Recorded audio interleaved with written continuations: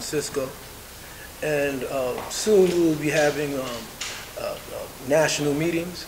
But I want the press and the media to understand that this is not just a rush to emotional organization, that we're talking about a systematic program to maximize our presence of the disenfranchised in American society in the political arena. We have a strategy to mobilize those people who are incarcerated, those people who are in pretrial detention, who have a right to vote, but are not afforded the facilities to vote. We intend to use whatever mechanisms within the law that are available to us to begin to dismantle a system that is inherently racist and beyond reform. So I just want us folks here to know that, because I know the media has a way of demonizing people's backgrounds or trying to rewrite history in order to deal with the present. We know that, for instance, in the recent police shootings in New York, that the mayor and the police department and police intelligence units went all the way back to the Black Panther Party and Black Liberation Army to show how the last time police were shot in the streets of New York in order to justify what had happened. And I think that it's very important that the media do question history and do go back to history, because the murders of policemen and the murders of black children in the streets were happening when I was growing up. And I grew up in the South Bronx, where the original Fort Apache was. And I was being beat up by the police and couldn't breathe when I was 13 years old. And I'm 70 now. So you could imagine how long this has been going on. This is not just an issue that just popped up with Gardner or just popped up with the police murders in St. Louis. This is something that black folks have been enduring for a century. And now that you're aware of it, now we intend to hold you accountable to this history. This history is our story, not yours. Is this a new coalition? When was it formed, and what exactly it is that you're trying to accomplish, or what is your goal? Is there anything specific? Yes, we have a lot of specific goals, and we will be releasing some press releases to you very shortly. But one of the things that we're trying to deal with is an urban empowerment agenda, which covers a multitude of areas. It covers the area of voter registration. You know, many homeless people. There are hundreds of thousands of homeless people in these urban areas in the United States today who, for want of an address, could register to vote. We have legal representatives here who have been involved in grassroots struggles that we hope will begin to form coalitions with other lawyers in DC and other places, so we could introduce bills in the city council and city legislation to change these ordinances so that people can be allowed to vote. We intend to register and go into the prisons and register felons who are prohibited right now from exercising their civil rights. These felons have families. We want to reach out to their families with programs to register them. We're talking about tens of thousands of voters who are not on the voting polls today that we intend to empower. So this is a campaign in and of itself. So that's one area. The other area, of course, is survivability in the black community. And that involves responding to urban crises, to catastrophes, natural and man-made, such as hurricanes, storms, loss of electricity and power. And so we have, as a constituent member in our coalition, the National Network, Preparedness Network, which is a network of black first responders and experts in the community on natural catastrophe, who will be advising us on how to begin organizing our public safety grid in the community. I want to point out that when we talk about this program, our major focus is strategically for community policing, to transform the nature of policing, at least in our communities. That the police, right now, they are not representative of our community. They do not have the interest in our communities. Most of them do not live in our community. They are appointed to their positions by the governors and mayors and various people in political office. We know that in Georgia, for instance, we have, I hate to use this term, but we have a situation that Georgia has evolved from the seat of protest against segregation and white supremacy to a situation now where the disenfranchised, the slaves are running the plantation and carrying out the same programs and policies of the white racists in this state who have opposed medical care for the poor, who have locked up black people, who have stood behind these police murders. So we are talking about a serious campaign of political empowerment for the disenfranchised. And so if you want to keep abreast of this, hopefully in the next few weeks we will have a newsletter for the coalition that we would be able to distribute on a weekly basis so people could keep abreast of our activities. But right now we're a newly formed coalition, and these are our objectives, our strategic objectives. Of course, every municipality is different. There are different struggles in Chicago as opposed to Atlanta. But we do know that our attorneys have been in touch with attorneys who are struggling in these various areas around these same issues. And we're trying to bring this together into a common front, into a common coalition, so that we can have an impact, hopefully before the next national elections. Do you guys have a component to address how prosecutors deal with, when they get a case brought in front of them, are you guys going to try to offer some type of legislation to get a bill passed or something where these prosecutors can be held accountable because they have a lot of discretion in actually seeing the case brought in front of the jury? That's been the case with the last three serious cases around the country. The prosecutors have discretion to see that case ever made to the front of the jury. Yeah, and lots of times the prosecutors then become the mayors, and nothing ever happens, as was the case in Chicago with the torture of the men in Chicago. And then that was Daley, who at that time was the prosecutor and then became the mayor, and of course nothing was ever addressed on that issue. So yes, and I think that the important part of this coalition is the word coalition, and that is that we will take people and organizations where they are already active, and then bring together the organizations for the coalition for an agenda. For example, in my remarks I talked about the importance of finding people where they are. If they just wanted to be active citizens or just wanted to be citizens, then we need to have a program.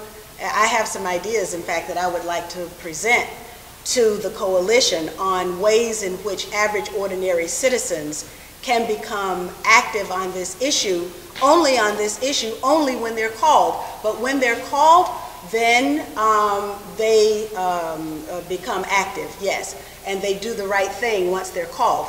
What Dhoruba was talking about was what is known as the Comprador class. And so we are full of that. And we've had enough of that. We've had enough of people who come from our community and then betray our community once they reach positions of authority. They are not leaders. And the good thing about this organization is that it's bottom up instead of top down. And these are a coalition of activist organizations. Okay, from a practical standpoint, what happens next? Are there conversations with parents? Are there conversations? What is the next step after this today? We have a few things going on besides the programs that were mentioned. On January 26th, we will have a town hall meeting in which we will allow the public themselves to join on and to assist us in this process. Too often we have town hall meetings and everybody's there but the town. So we want to make sure that this is a citizen-ran situation. Well, actually, we did have a town hall meeting.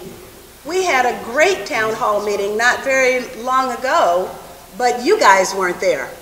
And so we hope that you guys will be there at the next town hall meeting that we have. I just want to address something he said about the prosecutors.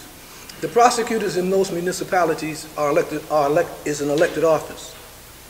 So the mobilization of the disenfranchised in these communities, on which the prosecutor impacts, is going to be an essential feature. We intend to get some of these prosecutors out of office. We intend to run them out of office. And we intend to build a constituency that is neither beholden to the Democratic or Republican parties, because neither one of those parties represent the grassroots and the interests of ordinary working people in this country. So therefore, the mobilization of this disenfranchised class that we're talking about is indeed our constituency.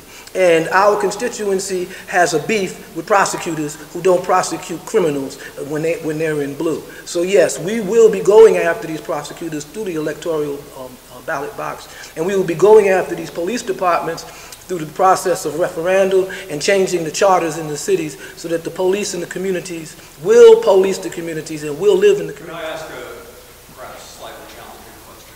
All questions are challenging. One could argue that the name of the group, the Coalition to Combat Police Terrorism, is a challenging name, perhaps a slightly incendiary name. Oh, yeah, let me answer that. And let me finish my question.